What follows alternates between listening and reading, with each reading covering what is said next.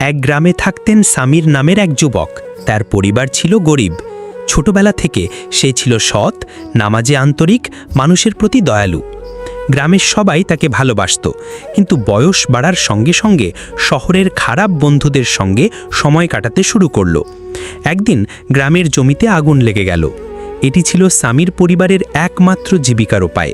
পুরো ফসল পুড়ে ছাই, পরিবার শূন্য হাতে রইল। গ্রামের অনেক মানুষ বলল, সামির ভাগ্যই খারাপ, এভাবে সে কখনো জীবনে সাফল্য পাবে না। সামিরের চোখে জল এলো, মনে হলো পৃথিবী তার উপর বন্ধ হয়ে গেছে। তবুও সে হতাশ হলো না। রাতে মসজিদের কোণে গিয়ে নামাজ পড়ল।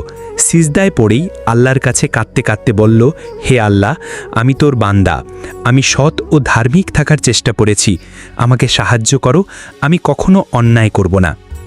পরের সকালে গ্রামের এক ধনী ব্যবসায়ী আগুনে ক্ষতিগ্রস্ত জমি দেখতে এলো। তিনি বললেন, আমি দেখছি এই যুবক সৎ ও ধার্মিক, তাকে সাহায্য করা উচিত।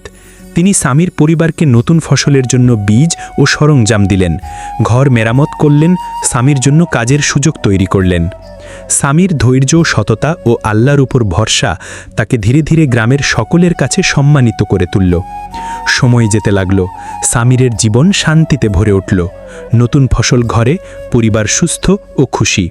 তিনি গ্রামের দরিদ্র ও অসহায় মানুষদের সাহায্য করতে লাগলেন। স্কুলে যাওয়া শিশুদের জন্য খরচ দিতেন, অসুস্থদের চিকিৎসার ব্যবস্থা করতেন। গ্রামের মানুষ বলতো, দেখো, যে যুবক একসময় ঝুঁকিপূর্ণ পথ চলছিল, আজ সে আল্লাহর বান্দা হিসেবে সব কিছুর জয়ী। সামির মুখে যে শান্তি ফুটে উঠল, তা শুধু খুশির নয়, বিশ্বাসের জোরের ফল। সে বুঝতে পারল, আল্লাহ তার বান্দার পাশে থাকলে কোনো বাধা তাকে থামাতে পারবে না। একদিন গ্রামের শিশুদের সঙ্গে বসে সামিরের মনে হলো, তার ছোটবেলার স্বপ্নগুলো এত কঠিন সময়েও হারিয়ে যায়নি। সে নিজেকে বলল, আমার কঠোর পরিশ্রম, সততা আর আল্লাহর প্রতি বিশ্বাসী আমাকে আজ এখানে পৌঁছে দিয়েছে।